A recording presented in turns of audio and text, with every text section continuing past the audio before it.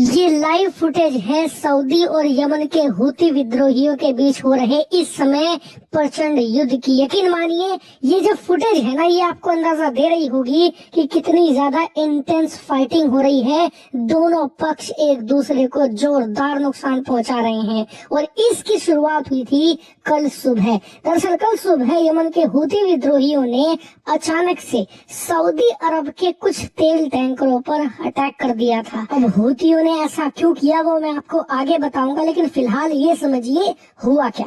तो जैसे ही यमन ने अटैक किया सऊदी के तेल टैंकरों पर, तो सऊदी अरब ने अपने कुछ लड़ाकू ड्रोन और लड़ाकू विमान रवाना कर दिए जो पहुंचे यमन के होदेदा इलाके के आसपास, और वहां उन्होंने जोरदार बमबारी शुरू कर दी यमन के हूती विद्रोहियों पर, उनके इंफ्रास्ट्रक्चर पर और उनके ड्रोन लॉन्च पैड पर, जहां से ये लोग ड्रोन लॉन्च कर रहे थे और सऊदी के तेल टैंकरों को निशाना बना रहे थे। लेकिन हैरान करने वाली बात तो ये थी कि सऊदी अरब ने बहुत ही हैवी स्ट्राइक करी, मतलब घंटों तक बमबारी करी, लेकिन हूतियों को मुश्किल से खरोच ही आई। ऐसा मानकर चलिए मामूली नुकसान पहुंचा हूती विद्रोहियों को। ऐसा इसलिए क्योंकि हूती विद्रोही पहले से तैयार बैठे थे। उन्हें पता था कि सऊदी अरब एयर स्ट्राइक करने आएगा ही आएगा, इसलिए सभी पहले ही बंकर में छुप गए थे। अपने जितने भी एसेट थे हूतियों ने पहले ही अंडरग्राउंड फैसिलिटीज के अंदर छुपा दिए थे। खैर, इससे अब हूतियों को बहाना मिल गया कि सऊदी अरब ने हमारे ऊपर अटैक किया है, इसलिए हम अब इसका बदला लेंगे। और तुरंत हूती विद्रोहियों ने सऊदी अरब की जो ऑयल फैसिलिटीज थी उन्हें निशाना बनाना शुरू कर दिया। और इस समय भी हूती विद्रोही सऊदी अरब के तमाम ऑयल इंफ्रास्ट्रक्चर, चाहे वो तेल के कुएं हों, चाहे रिफाइनरीज हों, चाहे तेल को स्टोर करने की यानी कि इकट्ठा करने की जो जगह है वो हो, या फिर ऑयल टर्मिनल्स हो, यानी कि जहां से कच्चे तेल को बड़े बड़े जहाजों में भरा जाता है, यहाँ पर ड्रोन और बैलिस्टिक मिसाइलें इस समय सऊदी अरब के ऊपर गिराई जा रही हैं। बदले में सऊदी अरब भी लगातार हवाई हमले कर रहा है और कोशिश ये कर रहा है कि जितनी भी मिसाइलें हूती विद्रोही लॉन्च कर रहे हैं उन्हें लॉन्च होने से पहले ही जमीन पर मारकर गिरा दे। ऐसा इसलिए क्योंकि एक बार जब हूती विद्रोहियों की मिसाइल और ड्रोन जो कि ईरान से ही मिली है उन्हें जब ये लॉन्च कर देते हैं तो सऊदी अरब के लिए उन्हें रोक पाना बहुत बहुत मुश्किल हो पा रहा है। ऐसा इसलिए क्योंकि ईरान युद्ध की वजह से एक तो यमन की तरफ से मौजूद जितने भी डिफेंस सिस्टम है इन्होंने तैनात कर दिए हैं ईरान वाली साइड। आप देखिए ईरान और यमन के हूती विद्रोही दोनों सऊदी अरब के अलग अलग बॉर्डर्स पर पड़ते हैं। ऐसा मानकर चलिए दक्षिण और पूर्व का यहाँ पर एक तरीके से डिफेंस है और इसी वजह से डिफेंस सिस्टम यहाँ पर तैनात ही नहीं थे। और जो तैनात हैं उनमें इंटरसेप्टर मिसाइलें ही नहीं है, क्योंकि आपने देखा जैसे ही ईरान युद्ध शुरू हुआ तो ईरान ने बहुत ज्यादा ड्रोन गिराए थे सऊदी अरब पर। उन्हें मारकर गिराने में डिफेंस सिस्टम की जो इंटरसेप्टर मिसाइलें हैं, यानी कि डिफेंस सिस्टम जिन मिसाइलों की मदद से दुश्मन के लड़ाकू विमान, ड्रोन या फिर मिसाइलों को मारकर गिराता है, वो वाली मिसाइलें बहुत ज्यादा खर्च हो गई हैं, इसलिए वो ज्यादा रिस्क नहीं ले सकता। यही कारण है कि कोशिश की जा रही है कि हूती विद्रोहियों के जो लॉन्च पैड है या फिर जो मिसाइल फैसिलिटीज है जहाँ ये स्टोर करके रखते हैं मिसाइलों को, ड्रोन्स को, वहीं पर इन्हें मारकर गिरा दें। लेकिन फिलहाल के लिए सऊदी अरब को इसमें ज्यादा सफलता मिलती नहीं दिख रही और का सबसे बड़ा सबूत है ये। आप स्क्रीन पर देखिए, जैसे ही यमन के हूती विद्रोहियों ने सऊदी पर मिसाइल ड्रोन लॉन्च करनी शुरू कर दी, तुरंत अमेरिका ने ईरान पर हमले रोक दिए और सऊदी अरब की मदद के लिए भागा। ये आपको समझाता है कि इस समय अमेरिका और उसके जितने भी अरब सहयोगी देश हैं वो कितने कमजोर हो चुके हैं। अमेरिका कहने को सुपर पावर है, लेकिन दो फ्रंट की लड़ाई को वो तैयार ही नहीं है।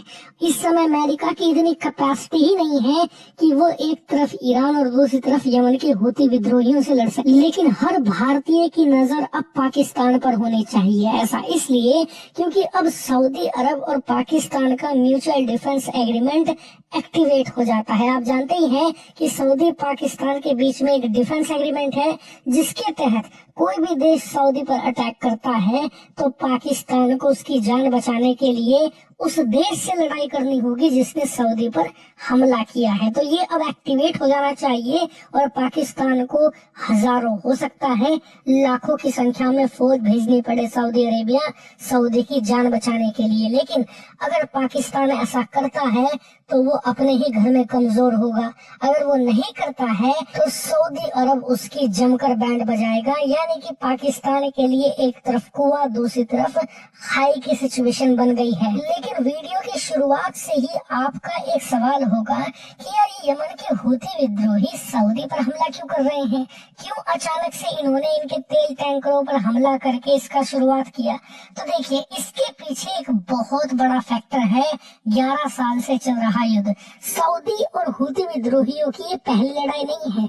2015 से दोनों के बीच में युद्ध चल रहा है।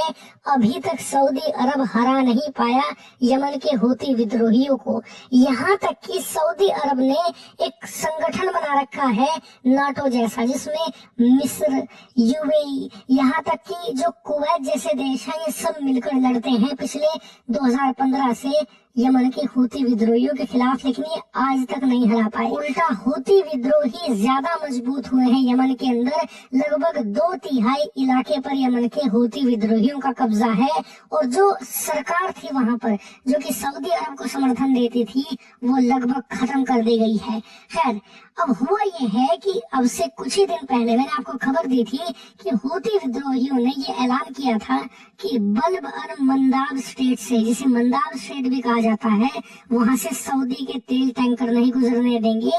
और उसी का वोलेशन किया सऊदी अरब ने। यमन के हूथी विद्रोहियों की चेतावनी के बावजूद इन्होंने तेल के टैंकर गुजारे और इसीलिए इन्होंने फिर अटैक किया सऊदी के इन तेल टैंकर्स पर, जिसके बाद सऊदी अरब ने बदला लेने के लिए स्ट्राइक करी। तो अब आप समझ गए होंगे कि हूथी विद्रोहियों का क्या मोटिव है और सऊदी अरब क्यों अटैक कर रहा है। लेकिन एक चीज मैं आपको क्लियरली बता देता हूँ, ऐसा मत सोच लेना कि सऊदी अरब बहुत अमीर है, बहुत पैसा है उसके पास, अमेरिका का सपोर्ट है, पाकिस्तान से सेना बुला लेगा वो तो वो जीत जाएगा, उसके पास रिसोर्सेज ज्यादा है। क्योंकि जिन लोगों को नहीं पता, पाकिस्तान की फौज 2015 से ही सऊदी अरब के साथ मिलकर हूथियों के खिलाफ लड़ती आई है। ये कोई नई बात नहीं है, अमेरिका भी ने सपोर्ट देता आया है।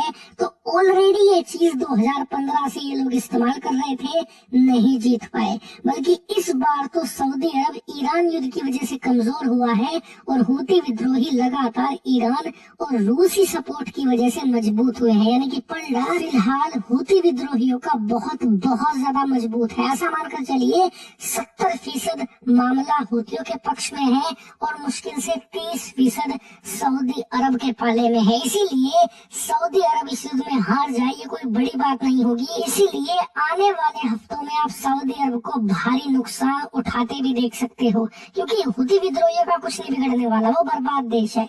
उसके पास ड्रोन मिसाइलों के अलावा कुछ नहीं है। वहाँ पर मुश्किल से आपको 3 मंजिला इमारत देखने को मिलेगी पूरे देश में।